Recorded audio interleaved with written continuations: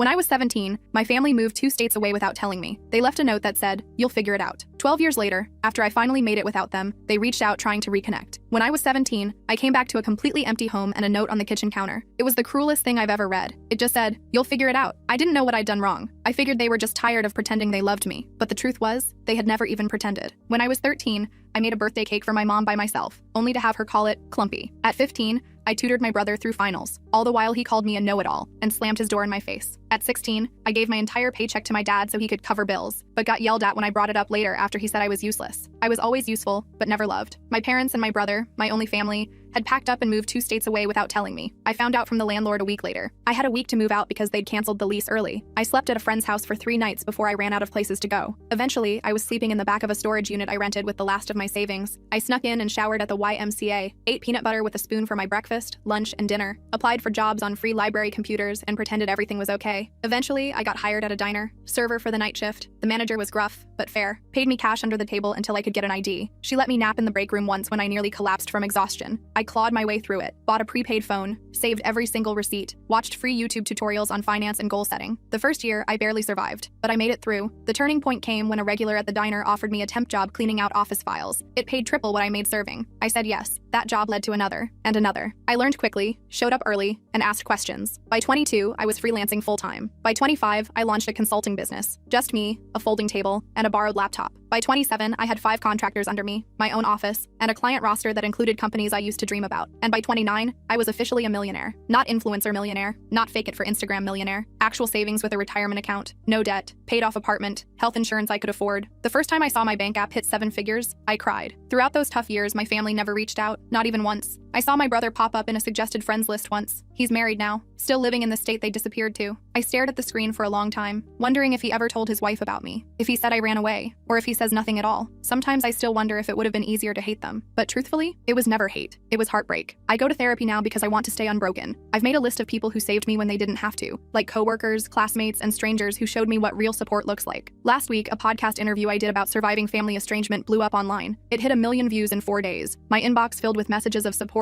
gratitude, and strangers telling me I put words to their pain. And then, one email stood out. The subject line, "You're still our daughter." It was from my mom, no apology, just a paragraph about hearing my side and how maybe we could talk. Then another message, this time from my brother. "We miss you. Can we fix this?" I stared at the screen for a long time before closing the laptop. I sat with it and wondered if healing means looking back or staying forward. I didn't respond right away, so I needed time to process. My therapist, Melissa, suggested I take at least a week before making any decisions. "Give yourself space to feel whatever comes up," she said during our session. "There's no rush to respond." So I did. I focused on work, went to the gym, had dinner with friends. Normal stuff. But those emails haunted me. I kept opening them, reading them, closing them again. My mom's message felt cold, clinical almost, like she was reaching out to a distant acquaintance. My brother's was shorter but somehow felt more genuine. I couldn't stop thinking about them. After 10 days, I decided to reply to my brother first. Just something simple. I wrote, "It's been 12 years. What changed?" Then I hit send before I could overthink it. His response came within an hour. He said the podcast made him realize what they'd done. He claimed he was only 15 when they left me, that he didn't have a choice, that he'd always wondered about me, that he'd looked me up online a few times over the years but never had the courage to reach out, that seeing me successful made him proud. I didn't buy it. Not completely. If he'd been so concerned, why wait until I was publicly successful? I asked him exactly that. His next email was longer. He admitted that money was tight for them, that my parents' business had failed, that his wife was pregnant with their second child, that medical bills were piling up. I felt my stomach drop. There it was, the real reason. I didn't respond for another week. Then my mom sent a follow-up email with old family photos attached. Pictures of me as a baby. Pictures of us at the beach when I was maybe 5 or 6. Pictures of me and Michael building a snowman. Happy moments that felt like they belonged to someone else's life. At the bottom of the email, she wrote, "We made mistakes. We want to make amends." I showed the emails to Melissa during our next session. She reminded me that I was in control, that I could set boundaries, that I didn't owe them anything. But she also said that closure might help me move forward, whether that meant reconciliation or a final goodbye. I nodded along, but inside I felt conflicted. Part of me wanted to tell them to go to hell. Another part wanted to understand why they left me. And a tiny, stupid part of me still wanted them to love me. I decided to meet my brother first. Just him. No parents. We arranged to meet at a coffee shop in Chicago, halfway between where we both lived. I flew in that morning, checked into a hotel, and tried to calm my nerves. I almost canceled 3 times. But at 2 p.m., I walked into that coffee shop and saw him immediately. He looked older, heavier, with a receding hairline, but his eyes were the same. He stood up when he saw me, awkward and uncertain. I didn't hug him. We just sat across from each other with our coffees, like strangers. The first 20 minutes were painful. Small talk about the weather, about my flight, about his drive. Then he started apologizing. "Emma, I'm so sorry," Michael said, his voice cracking. "I was just a kid when it happened. I didn't know they were planning to leave you behind until it was too late. I was too scared to stand up to them. I just listened, watching his face for signs of deception. He seemed sincere, but I'd been fooled before. I asked him the question that had haunted me for 12 years. Why me? Why was I the one left behind? He looked down at his coffee. They always saw you as the strong one, the independent one, the one who would be fine on your own. They thought you didn't need them as much as I did. They convinced themselves you'd be better off without them. It was the most ridiculous thing I'd ever heard. I told him about the storage unit, about eating peanut butter for weeks, about showering at the YMCA and working night shifts at 17. His face crumpled. I didn't know, he whispered. They told me you had a plan, that you wanted to stay behind, that you were going to live with a friend's family, that you'd chosen to separate from us. All lies. By the end of our meeting, I wasn't sure what to think. He seemed genuinely remorseful. He showed me pictures of his wife and daughter, told me about his job as an accountant, asked about my business, didn't directly ask for money, which surprised me. When we parted, he hugged me. I let him, but I didn't hug back. I just stood there, arms at my sides, feeling nothing. Back at my hotel, I called Melissa, told her everything. She pointed out that while my brother seemed sorry, he was still framing himself as a victim rather than acknowledging his role in my abandonment. She was right. He'd been 15, not 5, old enough to pick up a phone, old enough to send an email, old enough to check on me at some point in 12 years. That night, my mom called. I hadn't given her my number, so Michael must have. I almost didn't answer, but curiosity won out. Her voice sounded older, raspier. She cried when I said hello, started talking about how proud she was of me, how she'd always known I would succeed, how special I was. I let her talk herself out. Then I asked her the same question I'd asked my brother. Why me? Her answer was different. We were in debt, Emma. We couldn't afford 3 mouths to feed. We knew you were smart enough to make it on your own. We figured you'd go to social services and get placed with a better family. We thought we were doing you a favor. I hung up on her, blocked her number immediately, threw my phone across the room and screamed into a pillow. The next morning, I had an email from my dad. First contact in 12 years. He didn't apologize. Instead, he wrote about how hard their lives had been, about medical bills and failed businesses, about how Michael's wife needed surgery, about how they were facing eviction. Then, at the very end, he asked if I could help the family out. Not a single question about my life, not a single acknowledgement of what they'd done. I forwarded the email to Melissa with a subject line, and there it is. She called me immediately, despite it being Sunday. We talked for an hour, about boundaries, about forgiveness versus reconciliation, about the difference between helping someone and enabling them, about what I actually wanted versus what I thought I should want. By Monday morning, I had made my decision. I emailed my brother, told him I was glad we'd met, that I understood he was in a difficult position when we were younger, that I was willing to have a relationship with him and his family, but with clear boundaries. No money, no loans, no financial support of any kind, and no relationship with our parents until they took full responsibility for their actions. His response was immediate and telling. I'm really disappointed, Emma, he wrote. Our parents really need help. Families should support each other. You're being selfish with your success. All the guilt buttons they'd installed in me as a child, pushed at once. I didn't respond. Instead, I booked an appointment with Melissa and a vacation to Bali. I needed space to process everything. 3 days later, Michael called, left a voicemail apologizing for his email, said he understood my position, said he still wanted a relationship on my terms, said he'd respect my boundaries. I listened to it twice, trying to decide if he was sincere or just changing tactics. I decided to give him one more chance, but with my guard up. I went to Bali anyway, spent 2 weeks on the beach, hiking through rice fields, and meditating. I needed the distance. When I got back, I had 6 more emails from my dad, each more desperate than the last. I didn't read past the subject lines. I also had a text from Michael asking if we could talk again. I agreed to a phone call, nothing more. The call started okay. He apologized again for pushing. I've been thinking a lot about what you told me, he said. I'm in therapy now too. I believed that part. He sounded different, less defensive. We talked about his kids, about my business, normal stuff. Then he mentioned that our parents were coming to visit him next weekend, asked if I would consider meeting them, just for an hour, in a public place. I felt my chest tighten. I'm not ready for that, Michael. He pushed a little, but backed off when I got quiet. After we hung up, I called Melissa. We had an emergency session that night. She helped me realize I was afraid of seeing them. Not because I hated them, but because I still craved their approval. Still wanted them to love me. Still wanted to be enough. It was pathetic, but it was true. I cried for an hour in her office. The next day, Michael texted again. Said our mom was crying all night after he told her I wouldn't meet them. Said our dad was talking about driving to my city anyway. I felt panicky. Blocked Michael's number immediately. Then I called my assistant and told her I was working from home for the week. Ordered groceries for delivery. Basically hid in my apartment like a scared kid. On Wednesday, the doorman called up. Said there was a couple asking for me. Wouldn't give their names. I knew instantly. Told him I wasn't accepting visitors. 5 minutes later, my phone rang from an unknown number. I let it go to voicemail. It was my dad. Emma, we drove 8 hours to see you, his angry voice said. You're being childish. We deserve a chance to explain. I deleted the message and turned off my phone. Thursday morning, I woke up to someone pounding on my door. I froze in bed, heart racing, checked the peephole. It was them, my parents, standing in my hallway like they had any right to be there. Emma, please. My mom's voice came through the door. We just want to talk to you. We know you're in there. My dad added. We love you. We're sorry. I didn't open the door. I sat on the floor with my back against the wall, shaking. Eventually, they left. I called building security immediately, told them not to let those people up again. The guard sounded concerned, asked if I needed police. I said no, just don't let them up. Then I called Melissa. She came over on her lunch break, brought me a sandwich and sat with me while I cried. Told told me I had every right to set boundaries, that I didn't owe them a meeting, that what they were doing was harassment, not reconciliation. After she left, I got an email from Michael. He was furious, said I'd humiliated our parents, said they were staying in a cheap motel they couldn't afford because they were so desperate to see me, said his wife needed surgery next month and they were hoping I could help, said I was being cruel. I didn't respond. Friday morning, I decided I needed to leave town for a while, booked a flight to visit my friend Rachel in Portland. She'd been one of the people who helped me when I was homeless, let me crash on her couch for a week when I had nowhere else to go. I trusted her completely. I was throwing clothes in a suitcase when my phone rang. Unknown number again. I ignored it. 10 minutes later, my doorman called, said there was a woman downstairs having what looked like a medical issue, said she was asking for me by name, claimed to be my mother. I felt sick, told him to call an ambulance if she needed help, but I wasn't coming down. He sounded uncomfortable but agreed. I finished packing and headed downstairs an hour later, checked the lobby carefully before entering. No sign of them. I felt relieved but also weirdly guilty. The doorman gave me a strange look as I passed, told me the ambulance had come, that the woman had been having chest pains, that she'd been taken to Memorial Hospital. I nodded and hurried out to my waiting Uber. At the airport, I got another call from Michael. I almost didn't answer, but something made me pick up. Mom had a heart attack. He was crying. She's in surgery. This is your fault for stressing her out. I hung up on him, called Melissa instead. She answered immediately. I told her what happened, asked if I was a terrible person. Emma, listen to me, she said firmly. You are not responsible for your mother's health. This feels like another manipulation tactic. Get on your plane and take care of yourself. I did. Spent the weekend with Rachel, told her everything. She remembered when my family abandoned me, remembered how broken I'd been. She was furious on my behalf. They don't deserve a minute of your time, she said, pouring me another glass of wine. Not after what they did to you. It felt good to have someone so firmly in my corner. Sunday night, I got an email from my dad. My mom was stable, had a stent put in, would be released Tuesday. The email ended with, she's asking for you. Don't you think you've punished us enough? I showed Rachel. She rolled her eyes so hard I thought they might get stuck. Told me this was textbook guilt tripping. I knew she was right, but part of me still felt responsible. I flew home Monday, found flowers outside my apartment door. The card said, please call us. We're staying at the Holiday Inn until Wednesday. No apology, no acknowledgement of boundaries, just another demand. I threw the flowers in the trash chute. Tuesday morning, I got a text from an unknown number. It was a photo of my mom in a hospital bed, looking pale and small. The message said, she might not have much time left. Do you really want to live with this regret? I blocked the number, called Melissa. She suggested I take a social media break, change my number, maybe even stay with a friend for a while. I agreed, called my assistant and told her I'd be working remotely for 2 weeks, packed another bag. Before I could leave, my doorman called again, said there was a young woman downstairs asking for me, said she had a small child with her, said she claimed to be my sister-in-law. I felt cornered. These people wouldn't stop. I told the doorman to send her up, decided to face this head on. The woman who knocked on my door looked exhausted, had dark circles under her eyes, was holding a sleeping toddler against her shoulder. I'm Jenny, she said quietly, Michael's wife. I came alone because I wanted to talk to you without family drama. I let her in reluctantly, offered her water. She accepted gratefully. Jenny put her sleeping daughter on my couch, tucking a blanket around her. Then she sat at my kitchen table and started talking. I only learned about you 3 years ago, she admitted. Michael told me you ran away at 17, cut contact with the family. I always thought it was strange but never pushed. Hearing your podcast was a shock. I confronted him, and he finally admitted the truth. I just listened, not sure what to believe anymore. Jenny seemed sincere. I'm horrified by what they did to you, she continued. I insisted Michael reach out, but I had no idea they were going to ask you for money. I'm embarrassed and angry about that. Yes, I do need surgery for a thyroid condition, but we have insurance. Your parents are the ones in financial trouble, not us. I asked her why she'd come. She looked me straight in the eyes. You deserve to know the whole truth, she said. Your parents have been telling everyone you abandoned the family, that you were mentally unstable, that you stole money from them before disappearing, that they spent years looking for you. All lies to cover what they'd done. I felt like I'd been punched. How do you know this is true? She pulled out her phone, showed me Facebook posts from years back. My mom asking for prayers to find her troubled daughter. My dad claiming I'd taken their savings before running away. Posts about hiring private investigators, about checking homeless shelters, all carefully crafted to make them look like victims. All dated years after they'd abandoned me. Jenny apologized for being part of it, even unknowingly. Said she'd confronted my parents too, that they'd admitted everything to her when she threatened to tell the whole family the truth, that they were desperate now because their lies were unraveling, that my podcast had people asking questions they couldn't answer. Her daughter woke up then, a cute little girl with curly hair. This is Lily, Jenny said softly. She's 3. I have another daughter on the way. I want my children to know their aunt, but only if you want that too. No pressure, no guilt, just an open door if you ever choose to walk through it. After they left, I sat in my apartment for hours, processing, called Melissa again, told her everything Jenny had said. She wasn't surprised. Abusers often control the narrative, she explained. They create alternate realities where they're the victims. She asked what I wanted to do now. I honestly didn't know. That night, I got another email from my dad. This one was different, angry, threatening. Said if I told lies about them online, they would sue me for defamation. Said they had proof I'd stolen from them. Said they'd go to the media with their side if I didn't take down the podcast and issue a public apology. Said they expected financial compensation for the damage to their reputations. I forwarded it to Melissa, then to my lawyer, Marcus. He called me immediately. This is empty threatening. he assured me. Truth is an absolute defense against defamation. Save everything but don't respond. I'll handle it if they actually file anything, which I doubt they will. People who are actually going to sue don't usually announce it first. The next day, I got a call from Michael. I let it go to voicemail. He sounded panicked. Emma, Jenny told me she visited you. Our parents are furious. They're saying terrible things about her now too. I'm scared they're going to try something desperate. Please call me back on Jenny's phone, not mine. I didn't know what to believe anymore. Called Marcus again. He suggested meeting Michael and Jenny somewhere public, with him present as my lawyer, just to hear them out. I agreed reluctantly. We set up a meeting at a restaurant near Marcus's office for the next day. They showed up on time. Both looked terrible, stressed, exhausted. Jenny had a bruise on her arm she kept trying to hide. Michael couldn't make eye contact. I'm Marcus, Emma's attorney, he said as we sat down, which made Michael flinch. But we sat down, ordered coffee, and they started talking. The story that came out was worse than I'd imagined. My parents had been living off Michael for years, moving in and out of his house, taking money for emergencies, watching his kids while criticizing his parenting. When Jenny confronted them about me, my dad had grabbed her arm, hard enough to leave marks. Michael had kicked them out. They were now staying in a motel, calling constantly, showing up at his work. I listened without interrupting, watched my brother break down as he described how our parents had controlled him his entire life, how they'd convinced him I abandoned them, how he'd been too scared to question their version of events, how he'd been trapped in their web of manipulation and lies for 12 years, how he was terrified they would hurt Jenny or the kids. Marcus asked careful questions about financial entanglements, about house titles and bank accounts, about whether my parents had keys to their house. Michael answered everything, said they'd co-signed his mortgage, said his dad was still on his bank account from when he was in college, said they had spare keys, said they knew all his passwords. Marcus took notes, occasionally glancing at me. By the end of the meeting, I felt drained but clearer. This wasn't just about me anymore. Michael and Jenny were victims too, in their own way, different from me, but still trapped. Marcus suggested they speak to a lawyer of their own, gave them a colleague's card, told them to change their locks, passwords, and bank accounts immediately. They nodded, looking overwhelmed but grateful. As we were leaving, Michael hugged me. This time, I hugged him back. It wasn't forgiveness, not yet, but it was something. A recognition that we'd both been damaged by the same people, that maybe we could help each other heal. That night, I got a series of increasingly unhinged texts from my parents' numbers. Accusations, threats, guilt trips. I blocked them all. Then I called Jenny, asked if they were safe. She said yes. They'd changed the locks, stayed with friends the night before, were looking into a restraining order. I felt relieved but still worried. The next morning, I woke up to my phone ringing. It was Jenny, hysterical. They broke into our house, she sobbed. They took Lily's baby photos, important documents, Michael's laptop. They left a note. Family matters should stay in the family. I told her to call the police immediately, said I'd meet them at their house, called Marcus on my way. When I arrived, there was a police car outside their house. An officer was taking statements in the living room. The place was a mess. Drawers pulled out, papers scattered. Michael was sitting on the couch, head in his hands. Jenny was pointing out missing items to the officer. I introduced myself as family, there to help. The officer seemed skeptical that grandparents would break in. Are you sure they didn't just use a key? He asked. Maybe this is a misunderstanding? Jenny showed him her bruised arm, told him about the escalating behavior, about the threats, about how they'd been stalking them. He took notes but didn't seem convinced. Said without evidence, it would be hard to prove who did this. After the police left, we cleaned up together. Found more missing things. Photo albums, financial documents, the spare key to their car. Michael looked defeated. This is my fault, he said. I should have protected my family better. Should have stood up to them years ago. Should have looked for you harder. I didn't disagree, but I didn't pile on either. We were beyond that now. Marcus arrived as we were finishing, looked around grimly, said this changed things, that we needed to document everything, that breaking and entering was a serious crime, that we should all stay somewhere else for a few days, that he'd help us file for emergency restraining orders in the morning. We nodded, too exhausted to argue. Jenny packed bags for them while Michael and I secured the house as best we could, changed locks again, checked windows, discussed security cameras. It felt surreal, taking these precautions against our own parents, but also necessary. They'd crossed a line that couldn't be uncrossed. As we were leaving, Michael got a text from our dad. Just 3 words. We're watching you. He showed it to me, hands shaking. I took a screenshot, sent it to Marcus. Then I made a decision. Told them they were coming to stay with me. My building had security, cameras, a doorman who already knew not to let our parents in. They accepted gratefully. That night, the 4 of us ate takeout in my living room. Lily played with toys Jenny had packed. We talked quietly about next steps, about restraining orders, about police reports, about changing phone numbers and email addresses, about possibly moving to a new house, about how to protect themselves long term. It wasn't the family reunion I'd ever imagined. Sitting there with the brother who'd let me be abandoned, his wife who'd believed lies about me, and their daughter who was innocent in all of this. But somehow, it felt right, like we were finally facing the truth together. Like maybe, just maybe, we could build something new from the ashes of what our parents had destroyed. The next morning, Marcus called, said he'd filed emergency restraining orders for all of us, said we needed to appear in court next week to make them permanent, said he'd also reported the break-in to a detective he knew,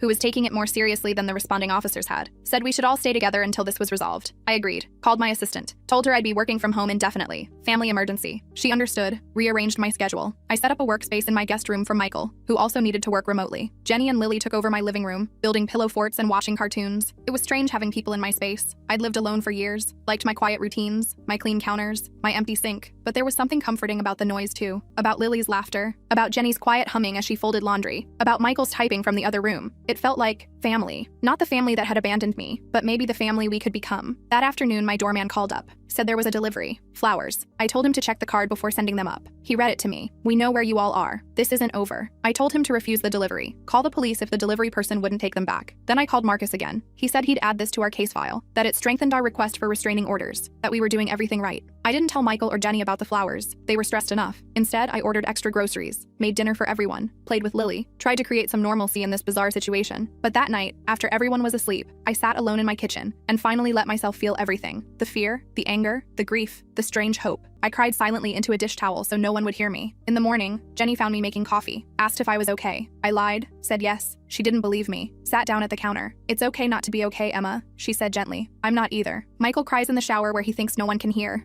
Lily keeps asking when we can go home. This whole situation is terrible, but I'm grateful we're facing it together. I looked at her, this woman I barely knew who was somehow now part of my life. Asked her why she'd come to me that first day, why she'd chosen to believe me over the family she'd known for years. She smiled sadly. I've always felt something was off about your parents, about the stories they told, about the way they controlled Michael. The podcast confirmed my suspicions. I couldn't let my daughters grow up thinking abandoning a child was ever acceptable. We hugged then, first time. It felt awkward but genuine, like the beginning of something. Not friendship exactly, not yet, but understanding, solidarity, a shared determination to break the cycle of mistreatment that had damaged us all. The next few days fell into a routine, working, cooking, playing with Lily, checking in with Marcus, jumping at unexpected noises, flinching when phones rang, living in a strange limbo of domestic normalcy and underlying tension. We were safe but not at peace, together but still healing, family but still learning what that meant. On Friday, Marcus called with news. The detective had found evidence. Security footage from a gas station near Michael's house showed our parents' car parked there during the time of the break-in. The restraining order hearing was set for Monday. He was confident we'd get approved. We all felt relieved but still anxious, still waiting for the next escalation. It came that night. A brick through Michael's car window in the parking garage. No note this time. No need for one. The message was clear. The building security footage showed a man in a baseball cap, face carefully turned away from cameras. We couldn't prove it was our dad, but we all knew. Filed another police report, added it to our case file, tried not to let Lily see how scared we were. Sunday night, we sat together making a plan for court. What to wear, what to say, what evidence to bring, how to explain our family history without sounding crazy, how to make the judge understand the pattern of escalation, how to protect ourselves legally and physically. It felt surreal discussing our parents this way, like talking about strangers, dangerous strangers who happened to share our DNA. As we talked, my phone pinged with an email notification from my mom. Subject line, last chance. I almost deleted it unread, but something made me open it. It was short, just one line. If you go to court tomorrow, you'll regret it for the rest of your life. I showed it to Marcus, who'd stayed for dinner. He took a screenshot, added it to our file, told me not to respond, said this kind of threat would only help our case. That night, none of us slept well. I kept checking my locks, listening for noises, wondering what my parents might do next, wondering if we were overreacting, wondering if we were underreacting, wondering how my life had come to this point. From abandoned teenager to successful businesswoman to hiding in my own apartment from the people who gave me life. Monday morning arrived with a strange calm. We dressed carefully, business casual, respectable, trustworthy. Jenny arranged for a friend to watch Lily. We drove to the courthouse in separate cars just in case. Met Marcus on the steps outside. He looked confident, briefcase in hand, told us he'd handled dozens of cases like this, that the evidence was strong, that judges took threats seriously, that we'd be protected. As we walked into the courthouse, I spotted them, my parents, standing near the entrance, looking older than I remembered, smaller somehow. My mom saw me first, made a move toward me. My dad grabbed her arm, held her back. They watched us pass, didn't speak, didn't try to approach, just stared with a mixture of anger and something else, something that might have been fear. We filed past them into the building, checked in at security, followed Marcus to the correct courtroom, sat together on a bench, waiting for our case to be called. I could feel my parents enter behind us, could sense them sitting on the opposite side of the room, could almost hear their whispered conversation. But I didn't turn around, kept my eyes forward, focused on breathing. The judge called our case. We stood, walked forward, took our places. Marcus presented our evidence calmly. The break-in, the threatening texts, the flowers, the brick, the email, the history of abandonment and manipulation. The judge listened carefully, asked clarifying questions, looked at our parents with increasing concern. When it was their turn, my parents approached the bench. No lawyer, just them. My dad spoke first, claimed we were exaggerating, that they were just trying to reconnect with family, that they'd never broken any laws, that they loved us and wanted to make amends, that this was all a misunderstanding blown out of proportion. The judge asked about the security footage, the threatening messages. My dad denied everything, said it wasn't them on the footage, said their texts were being misinterpreted, said they were the victims here, not us. My mom nodded along, occasionally dabbing at her eyes with a tissue. Then the judge asked them directly about abandoning me at 17. My dad hesitated, started talking about troubled teens, about difficult decisions, about doing what they thought was best. The judge cut him off, Asked again, directly, "Did you leave your minor child alone and move to another state?" My dad looked down, mumbled something about financial hardship. The judge's expression hardened. After hearing both sides, the judge granted our restraining orders. 3 years, no contact, no approaching our homes or workplaces, no messages through third parties. Any violation would result in immediate arrest. My parents looked stunned, like they couldn't believe this was happening, like they'd never faced consequences before. As we left the courtroom, my mom called my name, just once, softly. I kept walking, didn't look back, felt a weight lifting with each step.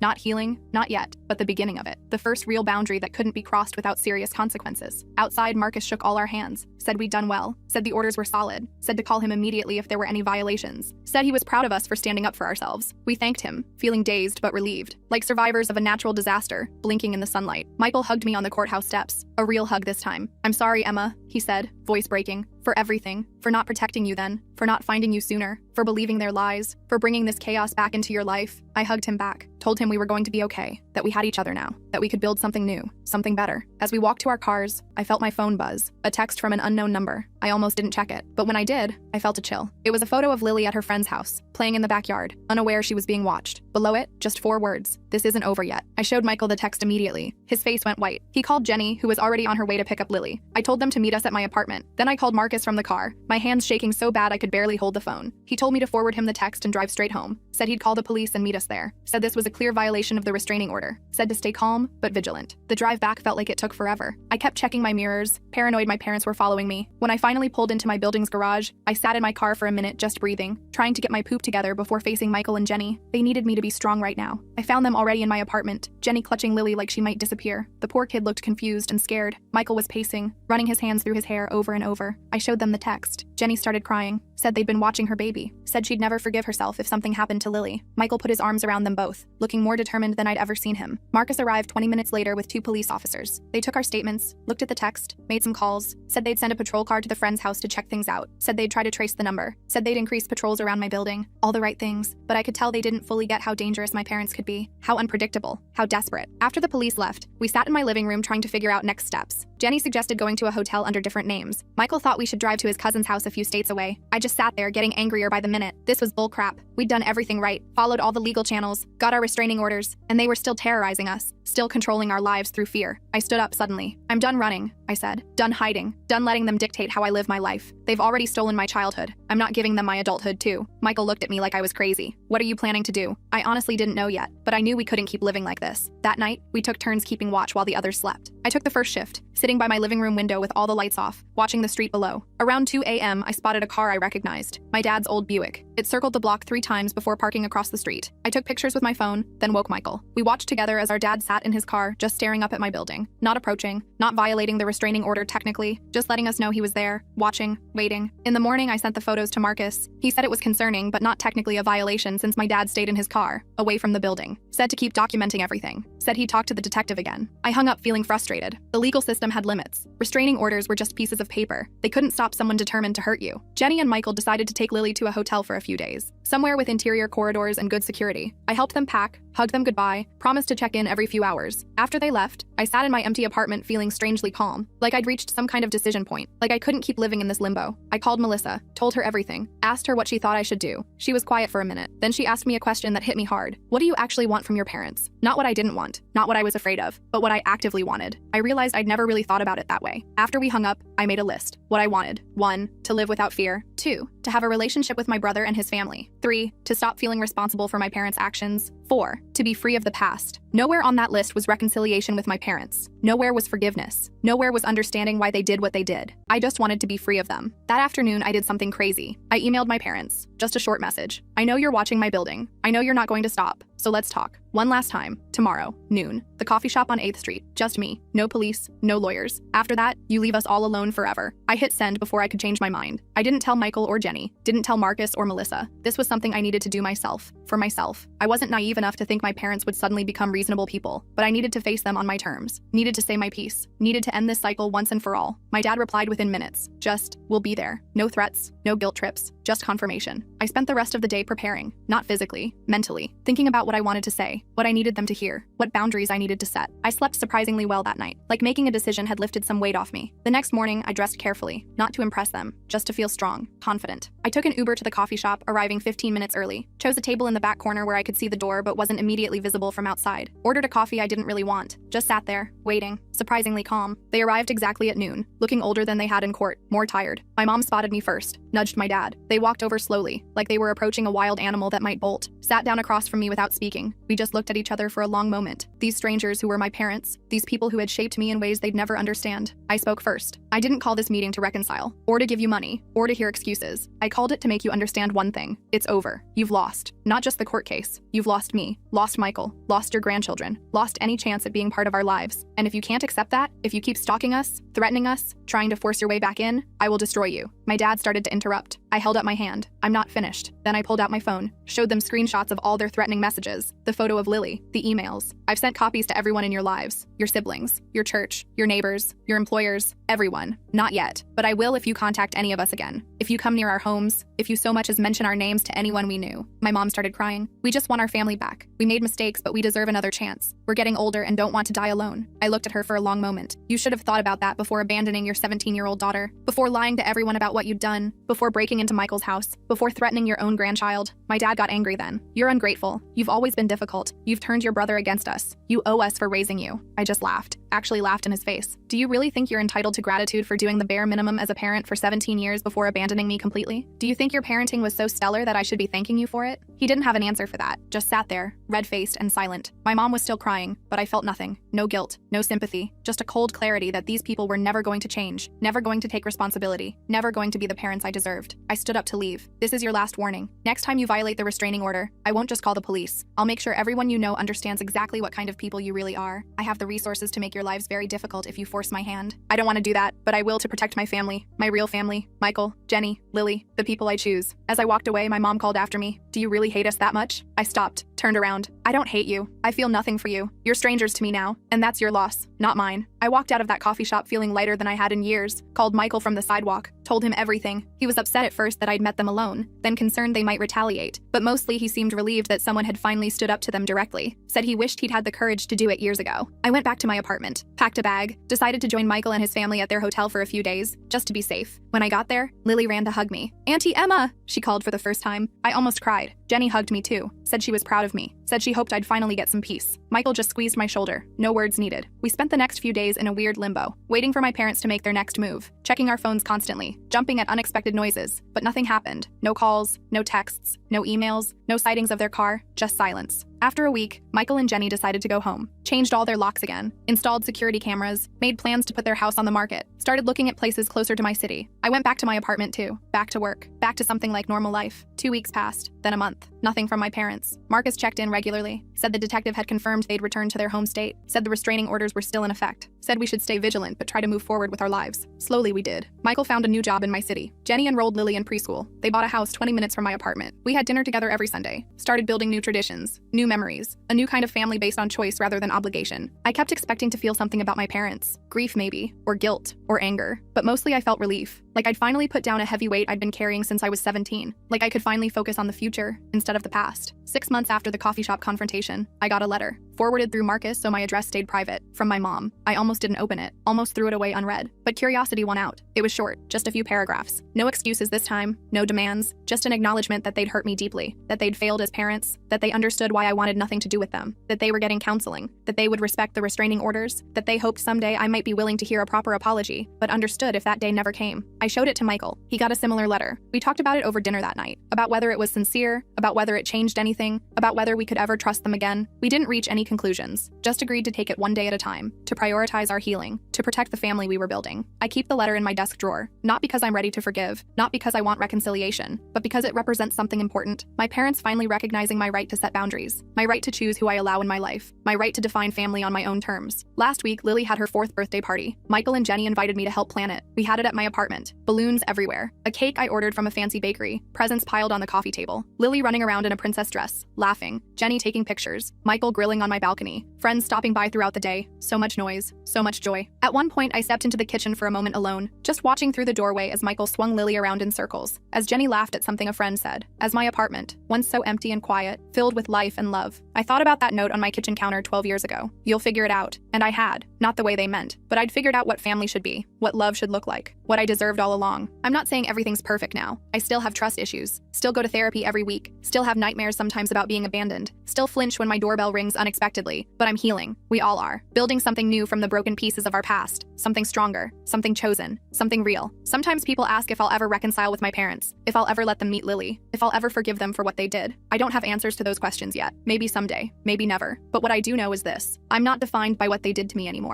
I'm defined by what I built after, by the person I chose to become, by the family I chose to create, and that's enough.